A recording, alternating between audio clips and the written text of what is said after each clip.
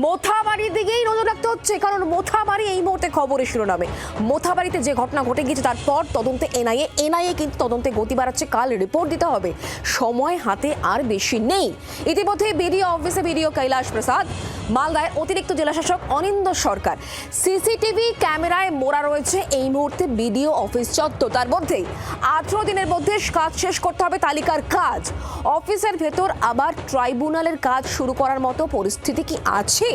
এই প্রশ্ন এই মুহূর্তে অত্যন্ত গুরুত্বপূর্ণ হয়ে যাচ্ছে। জানেন আপনারা, সামনেই ভোট, সময় একদম হাতে নেই, আর সেই জায়গায় গুরুত্বপূর্ণ কাজ কিন্তু থমকে রয়েছে।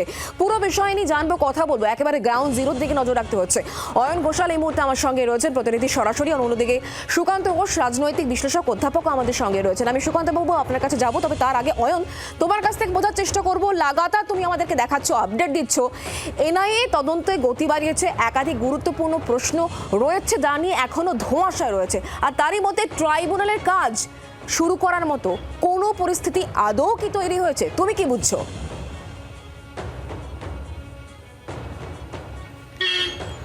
শুক্লা, পরপর তোমার কথার উত্তর দিই। সেটা হচ্ছে 21টা প্রশ্ন, তার উত্তর সমন্বিত একটি প্রাথমিক রিপোর্ট এনআইএ আগামীকাল জমা দিতে চলেছে দেশের শীর্ষ আদালত সুপ্রিম কোর্টে। এটা যেমন একটা দিক, তদন্তের দিক, তেমনি তার পাশাপাশি এখানে যে মূল কাজটা চলছিল, যে কাজটাকে কেন্দ্র করে 1 এপ্রিল ওই অত বড় অশান্তির ঘটনা, কাজটাও তো সেদিন থেকে থমকে আছে। তারপর গুড ফ্রাইডে ছিল, তারপর শনিবার, আজকে রবিবার। আগামীকাল সোমবার থেকে যদি ওখানে আবার ট্রাইব্যুনালের কাজ শুরু করা না যায়, তাহলে মনে রাখতে হবে আগামীকাল 6 তারিখ, এখানে নির্বাচন 23 তারিখ, তাহলে মাঝে সামান্য কটা দিন, টু বি স্পেসিফিক 17টা দিন পড়ে থাকছে। এই 17 দিনের মধ্যে ট্রাইব্যুনালের কাজ শেষ করে সাপ্লিমেন্টারি লিস্ট সম্পূর্ণ না করলে, তারপরে যদি আবার নির্বাচন করতে যাওয়া হয়, তাহলে সেক্ষেত্রে অবধারিত প্রশ্ন উঠবে যে ট্রাইব্যুনালের কাজ শেষ হলো না, এসআইআর কমপ্লিট হলো না, তাহলে নির্বাচন কেন? তাহলে আরেকটা মামলা মোকদ্দমা হতে পারে। ফলে গোটা পরিস্থিতিকে মাথায় রেখে যথাসম্ভব নিরাপত্তা বাড়িয়ে সিসিটিভি ক্যামেরায় গোটা এলাকাকে মুড়ে দিয়ে ওইখানেই, অর্থাৎ মোথাবাড়ির বিডিও অফিসেই আগামীকাল সোমবার থেকে ট্রাইব্যুনালের কাজটা শুরু করা যায় কিনা সে ব্যাপারেও কিন্তু জেলা প্রশাসন তার একটা চেষ্টা চালিয়ে যাচ্ছে। কিন্তু অয়ন, সেই জায়গাটা তো অত্যন্ত সেনসিটিভ, রাজনৈতিকভাবে অত্যন্ত সেনসিটিভ। কেন আমরা কথা বলছি সেটা তো প্রমাণ হয়ে গিয়েছে বুধবার রাতের ঘটনায়।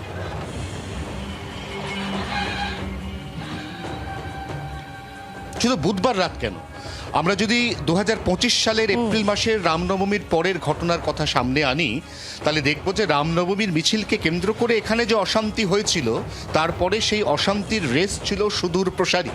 এর পাশাপাশি এখান থেকে 2 কিলোমিটার দূরত্বে এই রাস্তা দিয়ে সোজা চলে যাওয়া যাচ্ছে সদুল্লাপুর।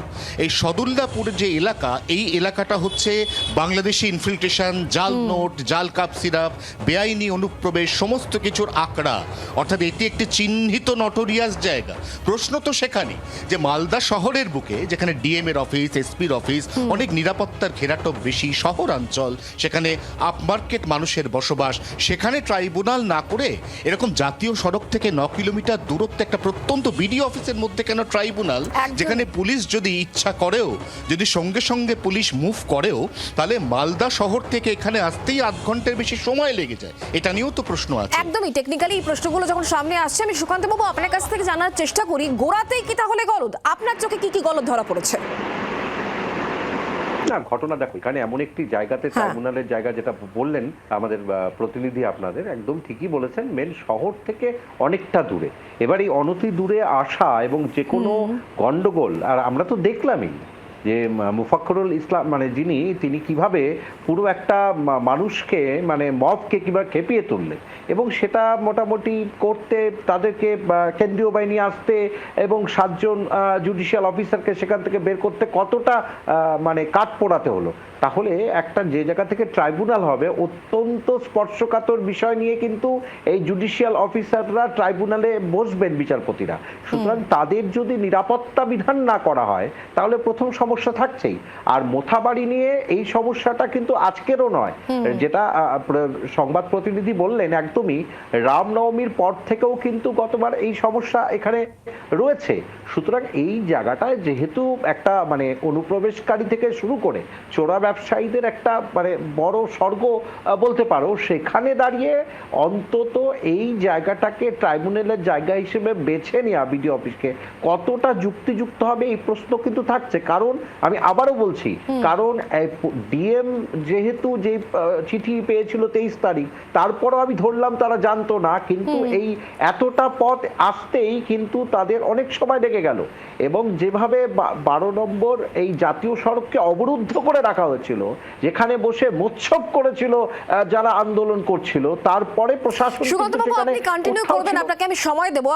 আপনি যদি কথা বলতে চান আমাদের প্রতিনিধি অয়ন ঘোষালের সঙ্গে, অয়ন একেবারে গ্রাউন্ড জিরো থেকে আমাদের সঙ্গে রয়েছে এবং লাগাতার অয়ন বিগত বেশ কয়েকদিন ধরে সেই রিপোর্ট দিচ্ছে। আপনি কোনো কথা বলতে চান, সেম অ্যাজ আমি অয়নকেও বলবো।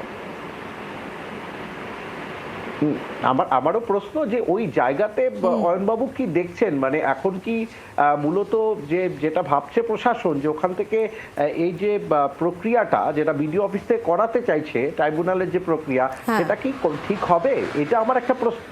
কারণ যে প্রশ্নটা আপনি বললেন আমার কাছেও কিন্তু এটাই লাগছে। এবং আপনি যেখানে দাঁড়িয়ে আছেন, আপনি বললেন যে জায়গাটি থেকে অনুপ্রবেশকারীরা আসে, তো এই জায়গা থেকে প্রশাসন এখন কি ব্যবস্থা নিচ্ছে, বা আপনি কি লক্ষ্য করছেন সেরকম কোনো ব্যবস্থা প্রশাসন নিচ্ছে? অয়ন, তোমার কাছে প্রশ্ন, প্রশাসন কি ব্যবস্থা নিচ্ছে ভেরি স্পেসিফিক? আপনার প্রশ্নের উত্তর আমি একটা ছবির মাধ্যমে দিতে চাইছি। আপনার প্রশ্নের উত্তর আমি একটা ছবির মাধ্যমে দিতে চাইছি। দেখুন, ঘটনা ঘটেছে 1 তারিখ, আজকে 5 তারিখ ভর দুপুরবেলা।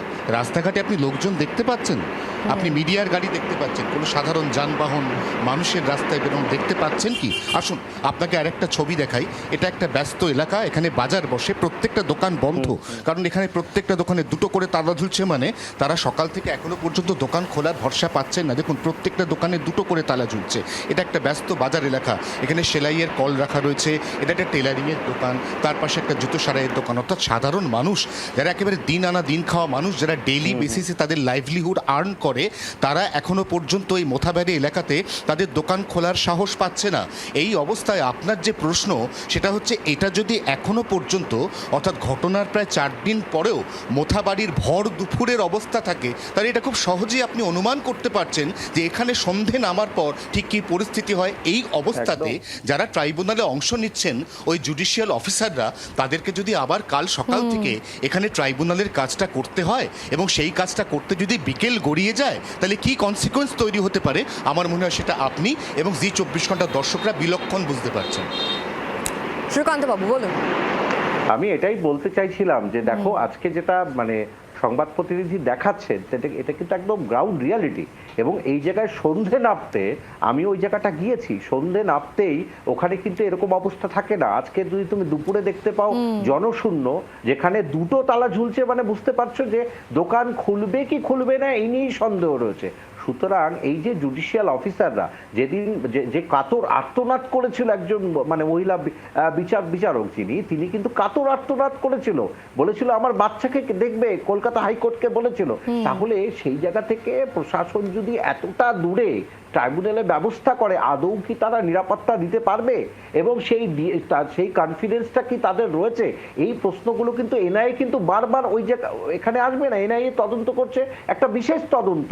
সুতরাং ওখানে কেন্দ্রীয় বাহিনীকে কতটা মানে রুট মার্চ করতে দেখা গেছে, একদম রুট মার্চ করতে কিন্তু দেখা গেছে। কিন্তু আমরা কিন্তু যে ঘটনা যেদিন ঘটলো, সেদিন কিন্তু কেন্দ্রীয় বাহিনীকে অনেকক্ষণ পরে আনা হয়েছে। তাহলে এই প্রশ্নটা থাকছে যে কেন্দ্রীয় বাহিনীকে ঠিকমতো কাজে লাগানোর ক্ষেত্রেও কিন্তু অনেক সময় নিয়ে নিচ্ছে। আদৌ কি পারবে এই প্রশাসন এই বিচার? সেই জায়গাতে এই প্রশ্ন, তাহলে ভোট আদতে কতটা শান্তিপূর্ণ হবে সেটা কমিশনের কাছে কিন্তু একটা বড় চ্যালেঞ্জ। অয়ন, তোমাকে ধন্যবাদ আমাদের সঙ্গে সরাসরি থাকার জন্য। সুকান্ত বাবু, আপনি আমাদের সঙ্গে থাকুন। বাংলার আওয়াজ, বাঙালির আবেগ, জি 24 ঘন্টা।